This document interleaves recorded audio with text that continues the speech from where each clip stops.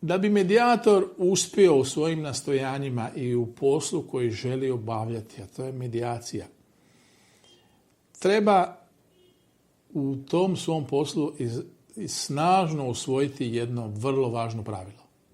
O čemu je riječ? Medijator mora biti uvijek posljednja osoba koja odustaje od spora i koja odustaje od stranaka u sporu. Šta to zapravo znači? Kao što sam malo prije rekao, konflikt nije ugodan ako se njime ne upravlja, a medijator to ima jako važnu ulogu, može se još više pogoršati. To se događa zapravo u parnici, u arbitražu, u strogim formalnim postupcima usmjereni na pobjedu, poražavanje umjesto na suradnju i traženje rješenja.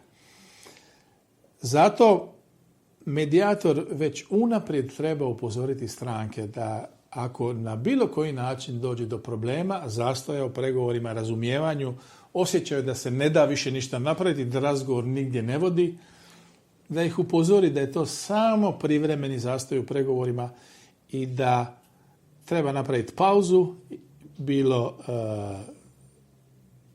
pola sata ili sat vremena ili nekoliko dana i onda ponovno uporno pokušavati vratiti stranke tamo gdje su stale.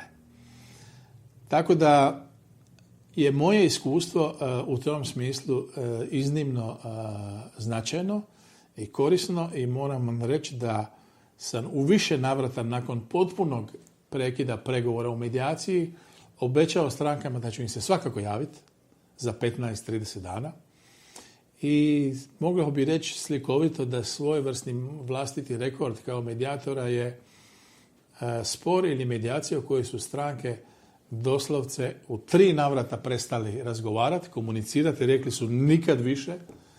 Ja sam ih uvijek ponovno nazvao za 15-30 dana i doslovce mi rekao dobar dan, kako ste, što ima novo, što mislite bili mogli pokušati ponovno. Svaki put kad bi ih zvao bili bi zapravo oduševljeni, premda sam se ja plašio da će mi reći gospodine Šimac, molim vas, nemojte mi više gnjaviti, ostavite mi na miru.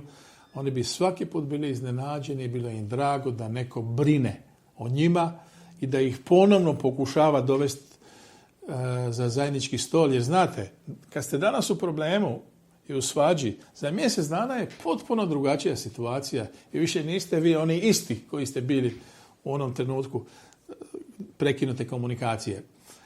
Tako su ove stranke uz takav pristup 4. put sjele zajedno za stol i dogovorile i riješile svoj problem jednom zauvijek i bili su presretni i sa sobom i s medijatorom, ali uopće mogućnošću da su sudjelovali u takvom postupku u kojem mi se činilo da nema rješenja. Međutim, uvijek ima rješenja, samo treba biti uporan, strpljiv, jer svaka stranka ima svoj ritam i brzinu rješavanja problema. Nemojte ih pritiskati preko mjere, jer ako ih pritisnete, onda ne mogu s tim biti zadovoljni. Oni moraju svojim ritmom doći do rješenja uz vašu pomoć i onda je njihovo zadovoljstvo daleko veće.